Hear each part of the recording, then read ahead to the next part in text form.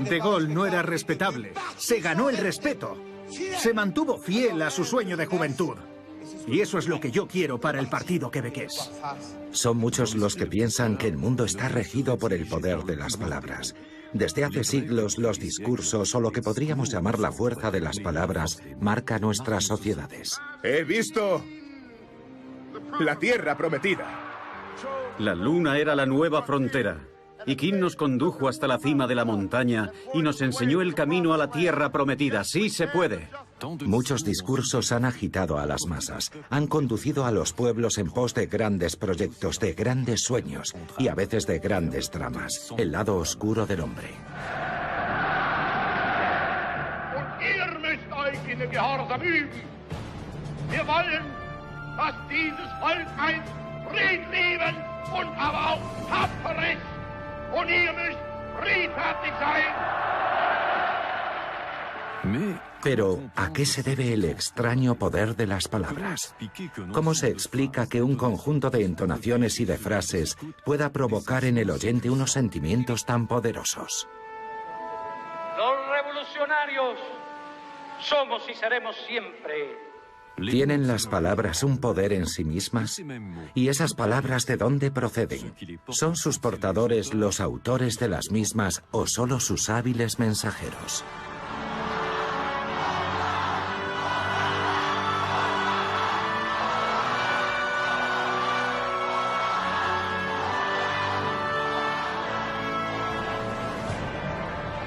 That's how this thing started.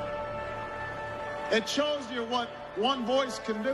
Barack Obama, el 44º presidente de Estados Unidos. And if the voice can change a room, it can change a city. And if it can change a city, it can change... Actualmente es considerado el orador más consumado, el Cicerón de los tiempos modernos. It can change the world. Virginia, your voice can change the world tomorrow. El Wall Street Journal atribuyó su victoria al poder de su oratoria, a su fuerza de persuasión, al carisma que ejercía sobre las masas. Ese fenómeno de estrella del rock del verbo, ese impacto tan fuerte, casi paralizante de las palabras sobre las masas, no es un fenómeno nuevo. Así describía un día un semanal americano el impacto que acababa de provocar un orador sobre la masa. Hay mujeres que se desmayan delante de este orador exaltado que pronuncia sus discursos con una elocuencia mágica. Cada una de sus palabras está cargada de una poderosa corriente de energía y apela al orgullo de la nación. La revista se llamaba Newsweek, el año 1936. El orador Adolf Hitler. Als unsere Partei gerade 7 Mann hoch war, sprach sie schon 2 Grundsätze aus. Erstens, sie wollte eine wahrhaftige Weltanschauungspartei sein. Und zweitens, sie wollte daher kompromisslos die einzige Macht und alleinige Macht in Deutschland. Adolf Hitler es el orador estrella en aquel entonces. La guerra todavía no ha empezado. La experiencia del nacionalsocialismo suscita entusiasmo entre el pueblo alemán. Una experiencia que de algún modo llama la atención en el extranjero. La revista Time, de hecho, nombra a Hitler hombre del año en 1938. Hitler era un orador particular, fuera de serie. Era un provocador. Quería sacudir al público, pero sobre todo meterlo en cintura, en el sentido militar del término.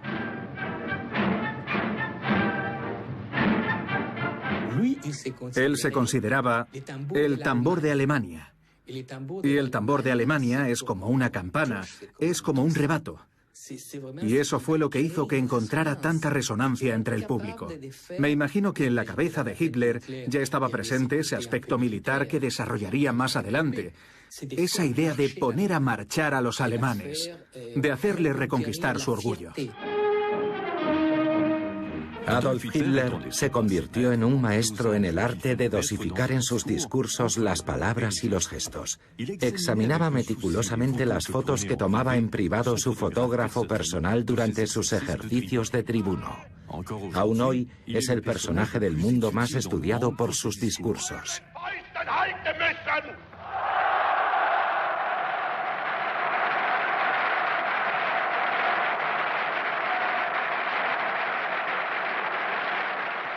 Te toca la fibra sensible. Y ese es el objetivo de todo discurso político, a mi modo de ver, que el público se deje contagiar de la emoción que transmite el orador.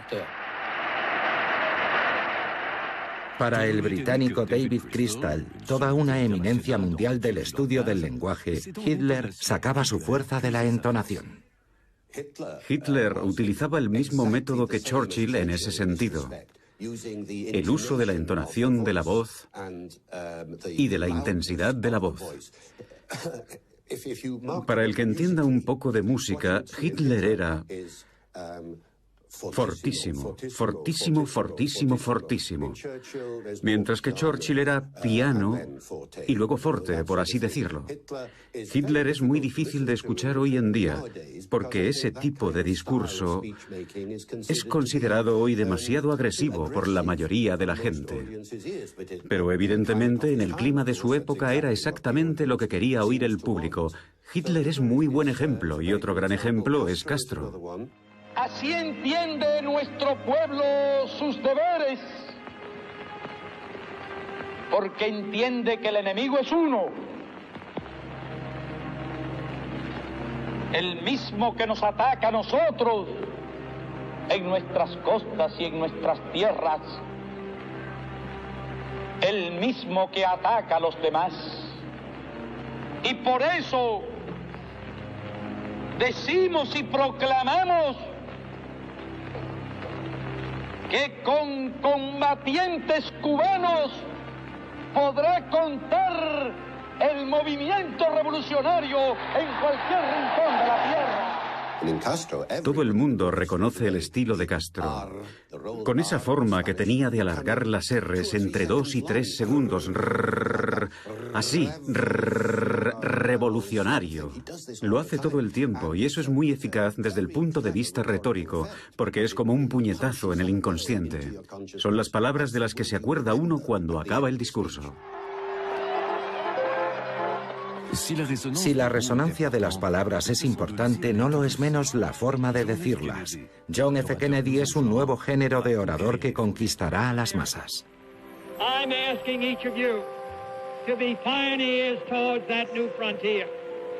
My call is to the young in heart, regardless of age, to the stout in spirit, regardless of party, to all who respond to the scriptural call. Be strong and of good courage. Sus palabras también son perturbadoras. There are Negroes unemployed, 2 or 3 times as many compared to whites. Inadequate education, moving into the large cities, unable to find work, young people particularly out of work, without hope.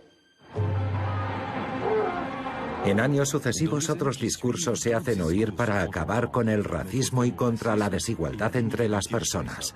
Otro gran orador acaba de tomar el relevo. One day right there in Alabama, little black boys and black girls will be able to join hands with little white boys and white girls as sisters and brothers. I have a dream today. Si ese discurso impregnó la historia, otro marcaría también profundamente nuestra memoria colectiva, el del 3 de abril de 1968. Martin Luther King pronuncia ese día un discurso profético, unas palabras que precederían al destino. Like anybody, I would like to live a long life. Longevity has its place. But I'm not concerned about that now. I just want to do God's will. And He's allowed me to go up to the mountain. And I've looked over and I've seen the promised land. I may not get there with you, but I want you to know tonight that we as a people will get to the promised land.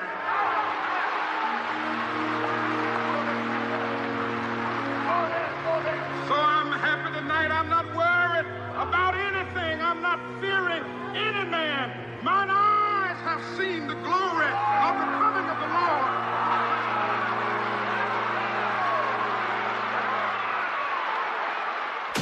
Al día siguiente, Martin Luther King muere asesinado.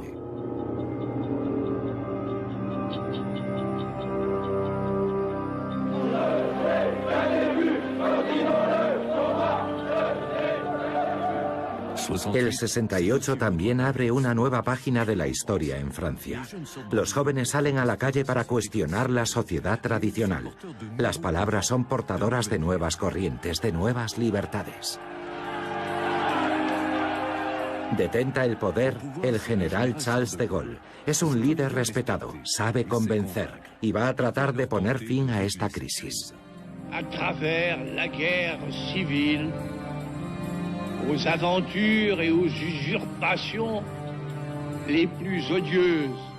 Sin embargo, de nada serviría. Su mensaje, sus palabras ya no llegan. Dimite. Francia no solo pierde a un presidente, sino a uno de sus más brillantes oradores. Un hombre que en el pasado había unido a todo un pueblo con la fuerza de sus palabras. Paris martyrisé, mais Paris libéré. El pueblo solamente se relaciona con sus dirigentes a través de las palabras. El vínculo se crea con las palabras. Mi modelo fue el general de Gaulle. ¿Cómo hizo el general de Gaulle desde su aislamiento, primero en Londres y luego durante su travesía del desierto, antes de reconquistar el poder en el 58, para llegar a los corazones de sus compatriotas?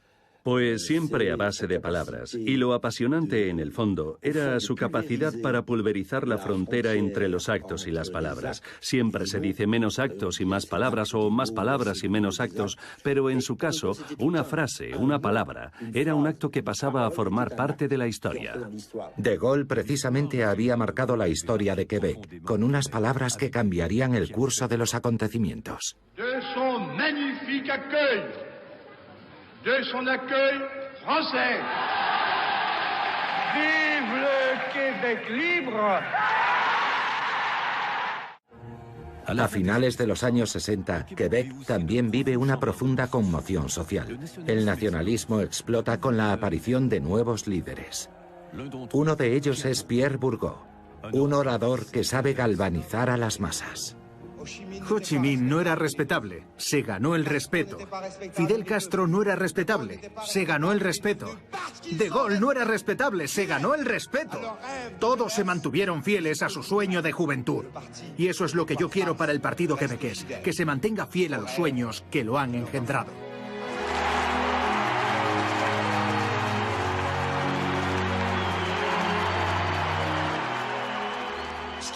La fuerza de Bourgault como orador, sé que puede sonar raro, era la intensidad de su mirada.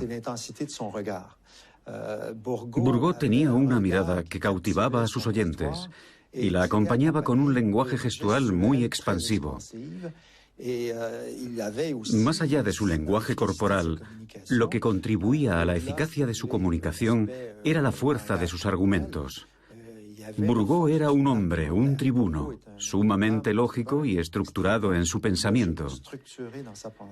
Y creo que ahí estribaba el atractivo que ejercía sobre el público, porque al escucharlo, uno se sentía más inteligente. Se ha institucionalizado nuestro estatus de minoría. Y ahí comenzaron las grandes batallas, las inmensas batallas por la supervivencia. No ya por la vida, sino por la supervivencia. Porque el genocidio, el gran genocidio cultural, se está abatiendo sobre el pueblo canadiense francés. El racismo inglés va a causar estragos por todo Canadá. Aquí, en Quebec, ya es bastante difícil vivir. Aunque seamos la inmensa mayoría, todo está en inglés. La ley está en inglés, las órdenes están en inglés, los negocios están en inglés, la vida está en inglés. Y nos tenemos que armar de valor simple y llanamente para sobrevivir. Ya podemos imaginarnos cómo estarán las cosas fuera de Quebec, donde la minoría francesa está siendo masacrada literalmente. Las frases de Pierre Bourgault son relativamente cortas. Sus frases son como puñetazos. Frases que yo tildaría de propagandísticas. En el caso de Lévesque es justo lo contrario. Inevitablemente hay personas entre nosotros, como en el resto de países del mundo, que fantasean con revoluciones imaginarias al margen de toda acción concreta. Revoluciones que, por desgracia, se traman demasiado a menudo en los confortables salones. Y hay personas que sencillamente no se han resuelto aún a reunir las fuerzas y a la vez la humildad necesarias para aparejar las más nobles de las impaciencias a la dura paciencia de una acción sistemática de persuasión para con el conjunto de nuestros conciudadanos. Nos sorprendimos mucho cuando hicimos un estudio estadístico sobre el estilo oratorio de los primeros ministros quebequeses. René Lévesque fue quien pronunció las frases más largas y complejas. En ese sentido, tiene más que ver con los políticos franceses, como Charles de Gaulle y François Mitterrand. Tan pronto nos hayamos deshecho de esa antigua y espeluznante incapacidad que tenemos para creer en nosotros mismos, nos daremos cuenta muy rápidamente de que en todos los ámbitos, incluido el de la vida económica, un pueblo que asume el rumbo de su vida y al mismo tiempo asume cada vez más el rumbo de sus negocios, avanza infinitamente más rápido y mejor que una sociedad privada de toda capacidad real de decisión y de sus principales herramientas de decisión.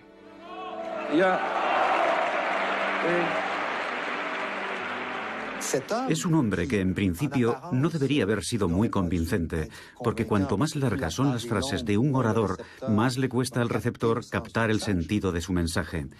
Normalmente, no debería haber tenido una reputación de gran orador, de hombre convincente, y sin embargo, así fue. Lévesque era considerado un buen orador, alguien con un gran poder de convicción. Era capaz de cautivar a su público con su mímica, con su lenguaje gestual.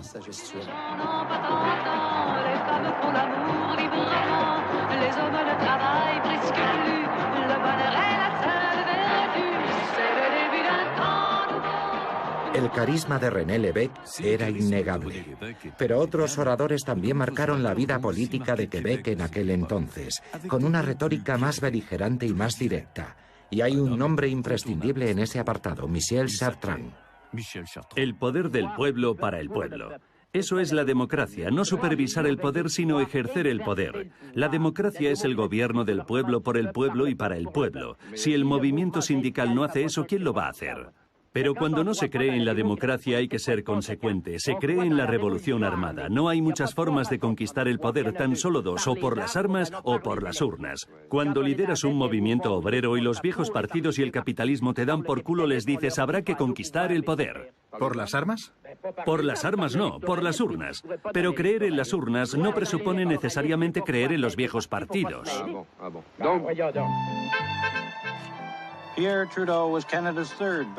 Si el público es sensible a la fuerza de las palabras, también lo es a la imagen que proyecta el orador. Una baza que explotará en particular el antiguo primer ministro de Canadá, Pierre Elliott Trudeau. En su momento se habló de trudomanía. Pierre Elliott Trudeau suma a su atractivo personal una retórica provocadora que gusta al gran público. Ahora que Quebec se ha hecho adulto, ahora que empezamos a tener músculo, vamos a hablar con el nacionalismo pesimista. Ese que ve el futuro negro. Ese que tiene miedo de encarar el futuro. Ese que quiere abandonar a su suerte a Quebec y entregárselo a los ingleses. Pues nosotros no pensamos hacer eso y espero que vosotros tampoco.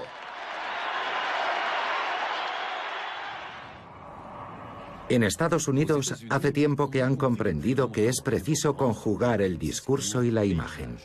Una tendencia irreversible, en opinión de Alan Lichtman, escritor y profesor de Historia Política en la Universidad Norteamericana de Washington. Con la invención de la radio en el siglo XX, la gente pudo oír a su presidente, pero no lo podía ver. No fue hasta la segunda mitad del siglo XX cuando todos pudimos ver a nuestros presidentes con audiencias de decenas de millones de personas. Y a eso hay que añadir el análisis instantáneo. A los pocos segundos de pronunciar un discurso, los medios se ponen a disecarlo, a criticarlo, a analizarlo, a machacarlo o a ensalzarlo. Hasta hace poco no era posible. Los medios de comunicación pueden crear y destruir imágenes en un segundo. Ronald Reagan, que había sido actor, lo entendió a la perfección. En su nuevo papel de presidente mezclará con destreza en sus discursos frases contundentes y humor.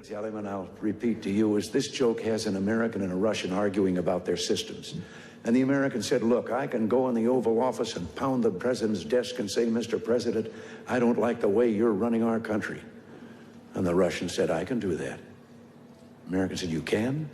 He says, yes, I can go into the Kremlin, into the General Secretary's office, pound his desk and say, Mr. General Secretary, I don't like the way President Reagan's running his country. Ronald Reagan era un gran orador. Era conocido por sus frases lapidarias. Cuando dijo, el gobierno no es la solución, es el problema, marcó la tónica de la era conservadora que comenzó a principios de los años 80. Cuando se refirió a la Unión Soviética como al imperio del mal, cambió por completo el rumbo de la política exterior del país. Mr. Gorbachev, derribe el muro. Mr. Gorbachev, tear down this wall.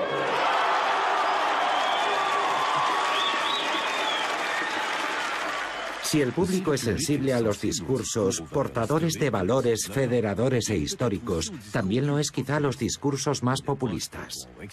Un enfoque que explotarán con cierto éxito oradores como Jean-Marie Le Pen en Francia.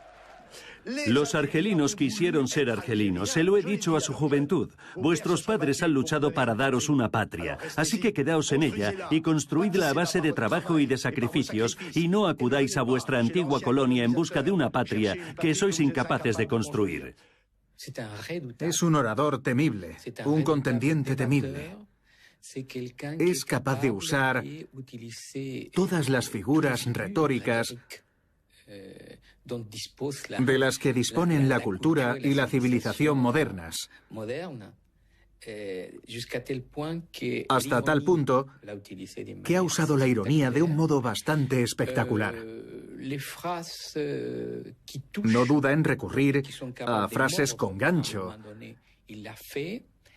y ha tenido siempre la inteligencia de atacar a los grandes, entre comillas. De forma harto demagógica. Ha tomado usted prestada a la izquierda, que no se atrevía a hacerlo, la medida de la supresión de la doble pena. Y a mucha honra. Y por si fuera poco, está usted orgulloso, lo cual demuestra que perseverare diabólico. No, déjeme explicarme. Perseverar es diabólico. Déjeme explicarme. Y le voy a decir por qué. A partir de ahora, los criminales y los delincuentes que sean condenados serán inexpulsables. Además, es alguien que tiene un vocabulario sumamente sofisticado, capaz de usar el subjuntivo con mucha soltura y que, sin embargo, fascina a su público. Me preguntarán, ¿y a qué se debe eso? Creo que tocó en un momento dado la fibra patriótica francesa, que había caído un poco en desgracia. Lo sabe, y por eso se ha inventado una nueva sensibilidad política. Socialmente, soy de izquierdas. Económicamente, soy de derechas. Nacionalmente, soy de Francia. Pero Jean-Marie Le Pen no está solo en Francia. El panorama político francés no está solo plagado de oradores potentes e imponentes. También aparece una nueva generación de tribunos con un tono más moderno. Uno de ellos es el estadista francés Nicolas Sarkozy. Si los franceses dudan de la política, es en primer lugar porque los propios dirigentes políticos ya no creen en ella. No tienen ni proyecto ni visión de futuro porque tras tantos años de inmovilismo se han acabado convenciendo de que todo era imposible. Pues bien, yo creo que todo es posible para un pueblo que se ha puesto en pie. Pero quiero ir todavía más lejos. Quiero ser el presidente de todos aquellos franceses, y mido mis palabras, de todos aquellos franceses que piensan que las subvenciones son degradantes para la persona humana. Quiero ser el presidente. Sarkozy también es un fino estratega, sobre todo en los debates. No me señale con el dedo, porque francamente... No me pienso calmar. No me pienso calmar. Para ser presidente de la República hay que ser una persona serena. No cuando se producen injusticias. Hay cóleras que están totalmente justificadas porque nacen del sufrimiento de la gente. ¿Puedo decir algo? Hay cóleras que no dejaré de sentir cuando sea presidenta de la República. Pues vaya panorama. Porque conozco los esfuerzos que realizan las familias y las escuelas para acoger a esos niños que hoy han dejado de serlo. Y en esta cuestión opinión. No voy a permitir que se imponga la inmoralidad del discurso político. No sé por qué la señora Royal, que suele ser una persona serena, ha perdido los nervios. Nicolás Sarkozy tiene una gran cualidad, y es que es capaz de usar los argumentos de su adversario a su favor. Practica una especie de judo verbal, cuando se siente atacado. Lo vimos durante el debate de las elecciones presidenciales, en el que Ségolène Royal lo atacó con saña. Por lo general, Nicolás Sarkozy se muestra muy impulsivo y muy agresivo, y en este caso, en lugar de responder de forma agresiva, lo cual habría sido un error fatal para su imagen, consiguió contener su agresividad y presentarse como la víctima. Para Pierre Morsat, experto en el arte de la oratoria, más allá de los duelos verbales, hay un nuevo peligro que amenaza a los tribunos de hoy: el recurso indiscriminado a los redactores para escribir sus discursos. No he venido a pronunciar un discurso que ya habéis escuchado. Un agricultor es un emprendedor que no escatima esfuerzo, que carga con la responsabilidad de importantes inversiones y que debe afrontar retos humanos, técnicos y administrativos considerables. Esto es lo que pasa cuando un redactor de discursos no hace bien su trabajo. Tenemos a un presidente de la República, a un presidente francés, que pronuncia un discurso que empieza con la frase: "No he venido a leeros un discurso que ya habéis escuchado". Y su discurso es un corta y pega de un discurso previo. Es el no va más de la ironía en el campo de la retórica política.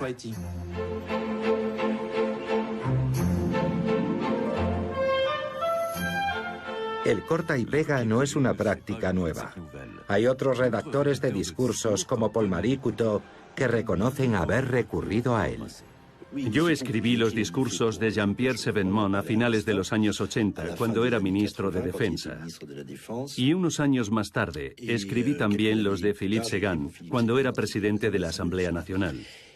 Fue entonces cuando empezamos a trabajar con el ordenador y descubrimos el corta y pega. Me acordaba de los discursos que había escrito para Chevènement, y cuando había temas en los que tenían pareceres muy similares, a veces cogía un texto que había escrito para Chevènement y lo incluía en los discursos de Séguin. Sin saberlo, acabaron diciendo las mismas cosas. ¿Quiere decir esto que los políticos no ejercen pleno control sobre el contenido de sus mensajes? Tenemos una influencia real sobre el contenido de sus discursos. El resultado es obra de los dos. Nosotros trabajamos por encargo. Sabemos que fulanito tiene que pronunciar un discurso ante tal asamblea o en tal país, tal día, y nosotros lo preparamos. Creo que el redactor tiene un dominio mayor de la palabra que el orador, precisamente porque el orador es rehén de sus ideas. Yo lo veo muy claro. A mí me han pasado unas cosas, no sé si debo contarlas, pero a menudo había que ir a toda prisa. En la ONU, por ejemplo, en Nueva York, he llegado a ver a Boutros Ghali, espero que no le importe que lo cuente, en el ascensor que conducía de la planta 38, en el edificio de vidrio de la ONU, al Consejo de Seguridad en la planta baja. Y estaba leyendo por primera vez en el ascensor el discurso que iba a pronunciar 5 minutos más tarde. Yo me decía, espero que no se me haya colado ninguna tontería, era demasiado tarde para corregir nada. Creo que la influencia de quienes escriben los discursos es muy grande, quizá demasiado, de hecho. Fue en Estados Unidos durante el periodo de Kennedy cuando nació la profesión de redactor de discursos. Los políticos importantes ya no tienen tiempo para sentarse a escribir, mientras que en los años 60 John F. Kennedy tenía todos los meses una docena de comparecencias públicas. En los años 90 los presidentes comparecen una media de 30 veces al mes. Las palabras de los discursos son a menudo las mismas, como muestra un estudio realizado por el New York Times sobre los discursos de investidura de los presidentes americanos. Las palabras nación, pueblo y libertad vuelven recurrentemente. De ahí la necesidad de innovar, con textos impactantes que llamen la atención. Es un régimen que ha usado ya gases mortales para matar a miles de sus ciudadanos. Los cuerpos de las madres yacían sobre los de sus hijos muertos. Se trata de un régimen que ha aceptado las inspecciones internacionales, pero que luego rechaza a los inspectores. Se trata de un régimen que tiene algo que ocultar al mundo civilizado. Los estados como ese, al igual que sus aliados terroristas, constituyen un eje del mal. La expresión eje del mal, empleada en numerosas ocasiones para convencer a la opinión pública de entrar en guerra con Irak, se la debemos a uno de estos redactores de discursos, David Frum, de origen canadiense. El discurso sobre el eje del mal, por ejemplo, en 2002, es la parte del discurso de la que se acuerda la gente, la de las armas nucleares. Pero había otras partes que hablaban de política interior. Yo trabajé en algunas, pero nadie las recuerda. La sección que recuerda a la gente consta de tan solo 3 páginas. Todas las partes del discurso sobre el eje del mal se trabajaron en profundidad. Pero hubo más pasajes, como por ejemplo las partes económicas, que también tuvieron repercusión, aunque eso no quiere decir que seamos todopoderosos. No quiere decir que yo, como redactor de discursos, soy quien formula las políticas, sino que he hecho un buen trabajo de anticipación de lo que quería decir el presidente. No es tanto un acto de poder como un acto de anticipación exitosa.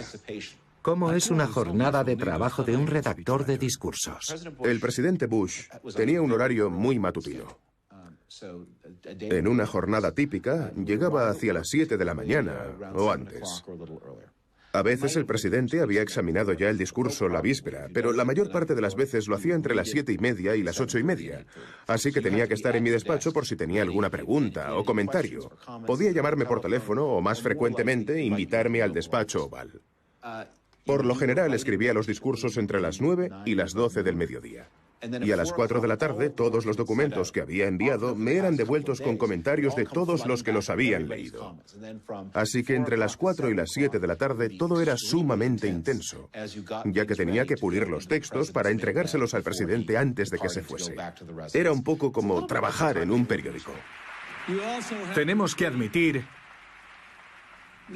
que las diferencias que aplaudimos también son fuente de divisiones y de odios, incluso aquí, entre nosotros. En estos últimos años, en Texas, un hombre fue asesinado por el mero hecho de ser negro, y un joven fue asesinado en Wyoming por el mero hecho de ser gay. El año pasado fuimos testigos de tiroteos donde murieron afroamericanos, sinoamericanos y niños judíos por el mero hecho de ser quienes eran. Así no somos los americanos. Tenemos que marcar unas líneas rojas. ¿Cómo se define a un buen redactor de discursos? Heather Hulburt es otro de esos negros literarios que trabajó en la redacción de varios de los discursos del presidente Bill Clinton. Hacen falta 3 cosas. Primero, hay que estar al corriente de las políticas, conocer los temas y a las personas clave, sus posiciones en cada asunto. No hace falta ser un experto en todo, pero tienes que ser consciente de tus lagunas. Luego hay que tener olfato político.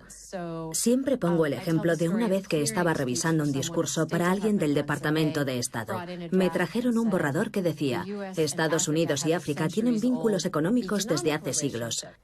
Llamé a la persona para decirle que tenía que cambiar esa frase. ¿Pero por qué?, me dijo. Le dije que me había hecho pensar en el esclavismo y que me parecía muy desafortunado. Tenía que quitarlo inmediatamente. No tenía ese olfato que te permite evitar meterte en berenjenales, hay que tener de eso. Sería como un juramento hipocrático del redactor de discursos, ante todo no hacer daño. Por último, la tercera cosa que hay que tener es una especie de inteligencia emocional. Una capacidad de ponerse en el lugar del otro. Tienes que pensar no en lo que dirías tú sobre tal o cual asunto, sino en lo que diría y pensaría Bill Clinton sobre tal o cual asunto. Para eso hay que leer y escuchar sus discursos y observar cómo responde a las preguntas y cómo se expresa. ¿Qué clase de persona es? Ese es el tipo de inteligencia emocional que hay que tener. Hay redactores excelentes que, sin embargo, son incapaces de entender ese aspecto de la profesión. Aunque Barack Obama posee una sólida pluma, tampoco se libra de esta tendencia. No solo se rodeó de un numeroso equipo de redactores, sino que les dio más responsabilidades.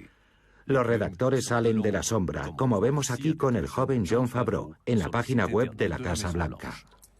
Hola, soy Jon Favreau, el director de redacción de discursos. Estoy leyendo los primeros artículos sobre el discurso sobre Asia que acaba de pronunciar el presidente. Hola otra vez, soy Jon Favreau. Estamos en la base militar de Osan, en Corea del Sur. Esta es nuestra última escala antes de volver a casa. El presidente ha pronunciado un discurso muy aplaudido sobre los hombres y mujeres que sirven a su país. Sin embargo, en Quebec, el aura que envuelve a estos redactores de discursos está lejos de ser comparable.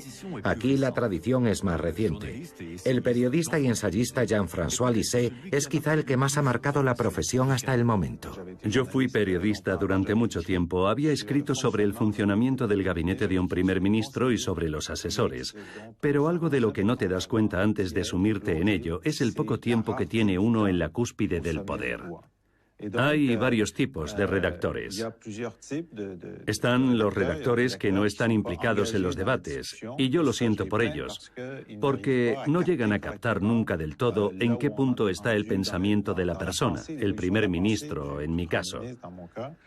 Yo tenía la inmensa ventaja de ser a la vez asesor en varios asuntos importantes y el redactor de sus discursos. Es decir, que sabía lo que tenía en la cabeza el primer ministro, conocía sus dudas y también sus certezas, sabía en qué punto estaba del debate.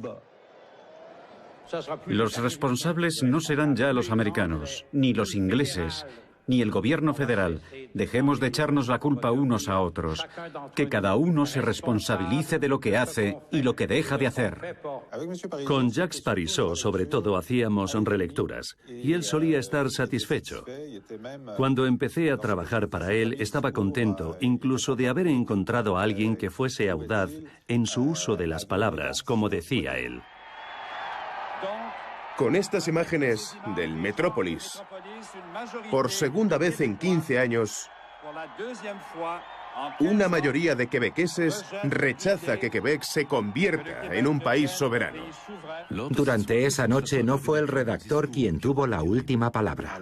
Cuando se proclamaron los resultados, tuvimos una discusión. Parizeau estaba de muy mal humor. Y a todo esto, el tiempo seguía corriendo. Se hacía tarde. Yo tenía mi ordenador a mano y le dije, bueno, te voy a escribir unos puntos. Y redacté un discurso muy en plan, lo que ha ocurrido hoy es extraordinario. Habíamos rozado la independencia con la punta de los dedos. O sea, que había escrito algo muy positivo. Se lo entregué, lo leyó antes de salir al estrado, pero decidió no usarlo. Es verdad que hemos sido derrotados. ¿Por quién en el fondo? Básicamente por el dinero y por los votos étnicos. No cabe duda de que la situación política no habría sido la misma al día siguiente si hubiera leído mi discurso. Pero más allá de su frustración como soberanista, el que padece las consecuencias de sus gestos y de sus discursos, ya los escriba él mismo o se los escriba otro, es el primer ministro. Así que nunca le podré echar en cara que haya optado por usar sus propias palabras, aunque naturalmente sí que puedo, y lo hice, echarle en cara que usase esas palabras. Cuando hayamos estabilizado las finanzas de Quebec, podremos hacer todo lo que nos propongamos y lo que hayamos decidido democráticamente.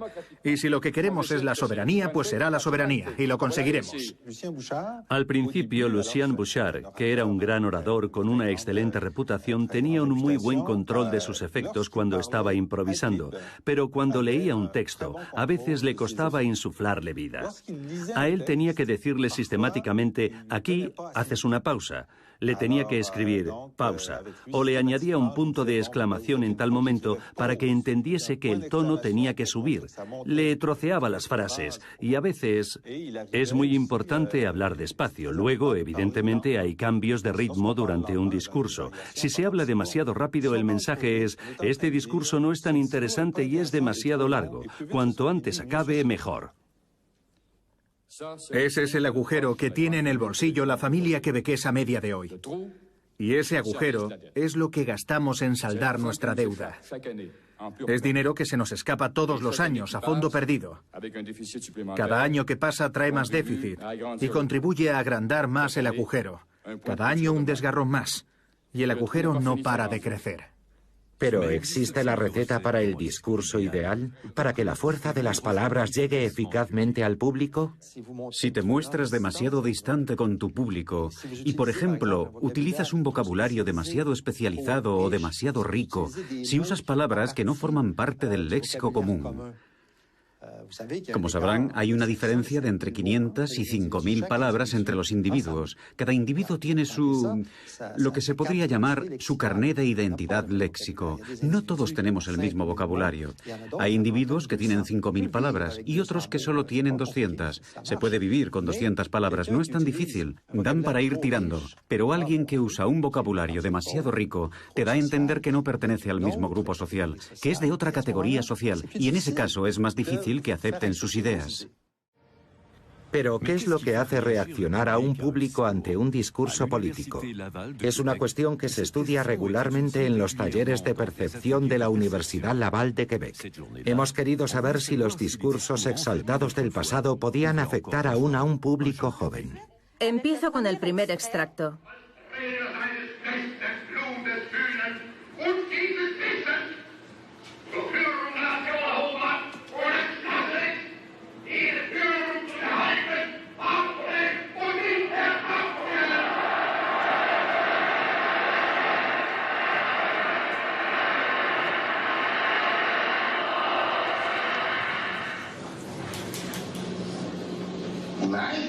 Se ha institucionalizado nuestro estatus de minoría.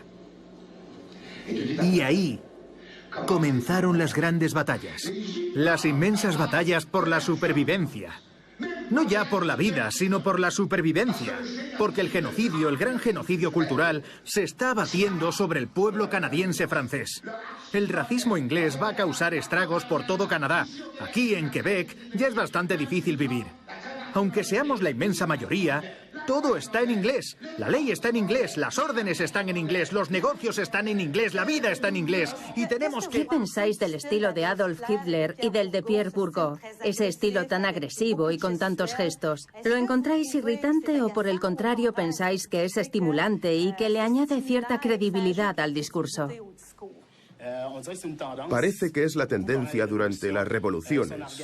Si nos fijamos en el ejemplo de Pierre Bourgault o de Adolf Hitler, durante las revoluciones los oradores tienden a ser más agresivos a la hora de expresar sus posiciones para apelar al pueblo y obtener su apoyo.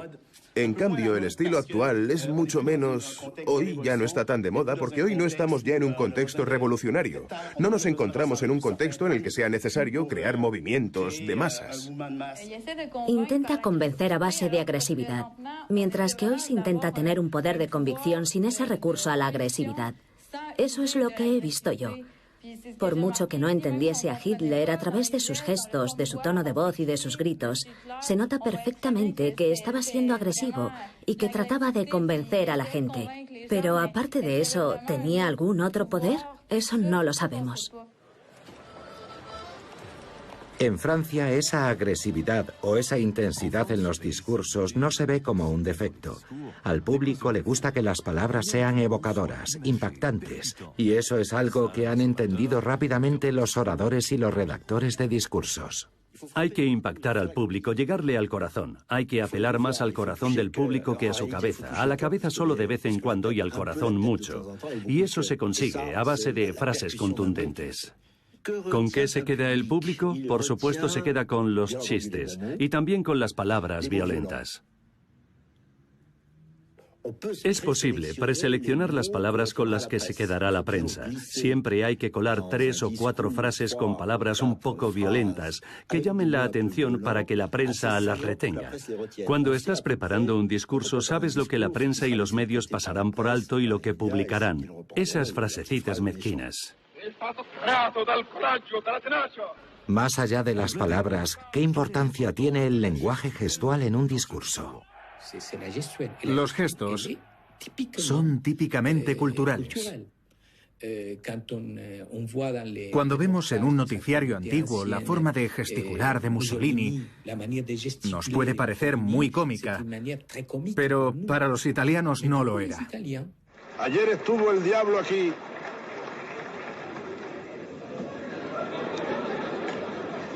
En este mismo lugar huele a azufre todavía.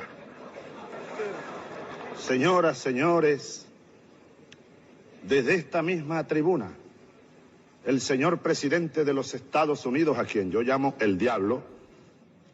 Lo mismo ocurre en Latinoamérica, donde los gestos y el tono de los oradores tienen su propia dinámica. El florido y polémico presidente venezolano Hugo Chávez es un ejemplo perfecto. Cuando llega, hace su discurso, que es un mensaje abiertamente hostil a los Estados Unidos. Bush queda como un personaje que encarna el mal.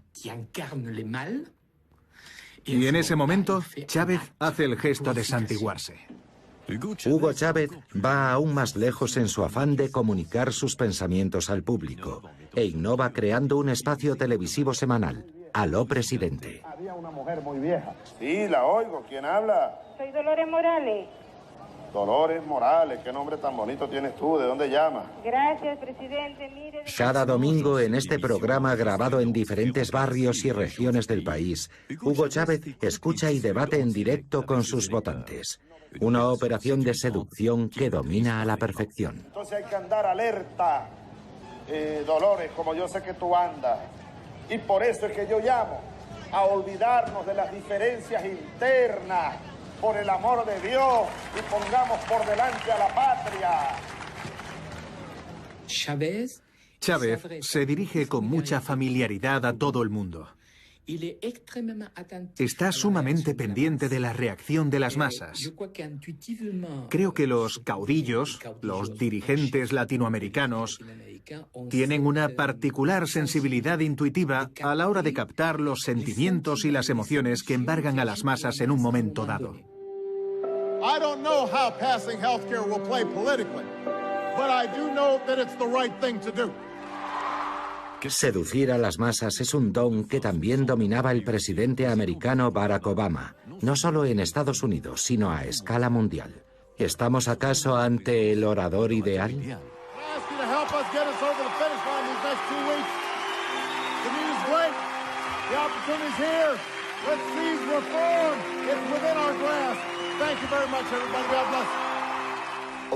Barack Obama es un maestro de lo que en retórica se conoce como la regla de tres.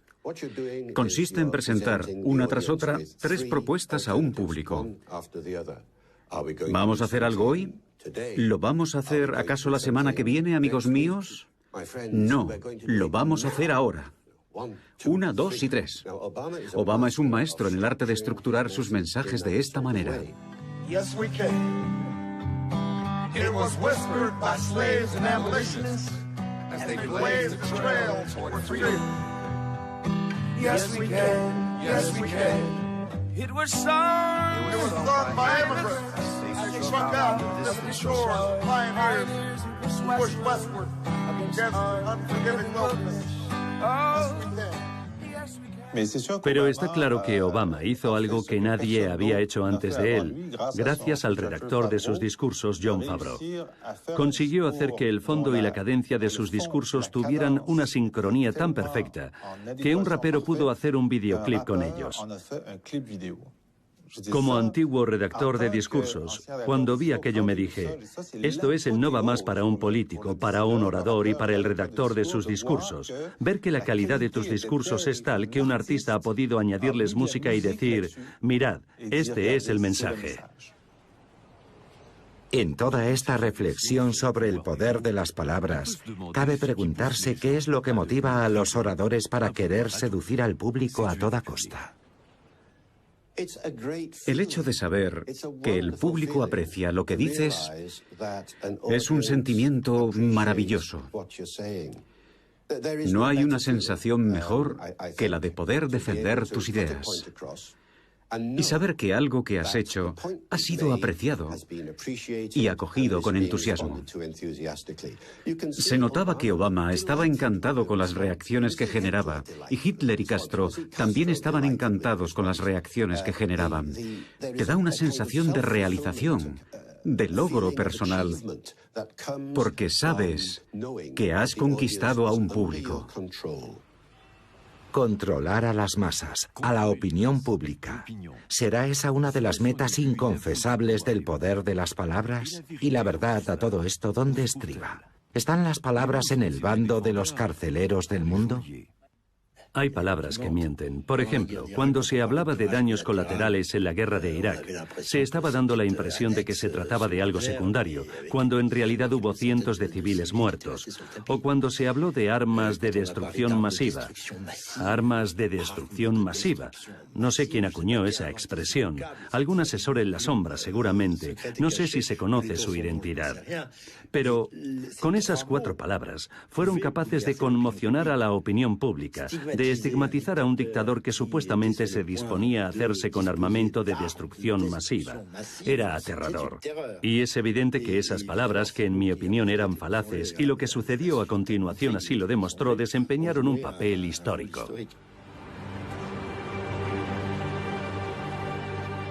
Si una palabra puede ocultar otra, ¿puede un discurso ocultar miles de otros discursos? ¿Qué pensar en definitiva del poder de las palabras? Tal vez parte de la respuesta se encuentre aquí, en el Distrito 19 de París.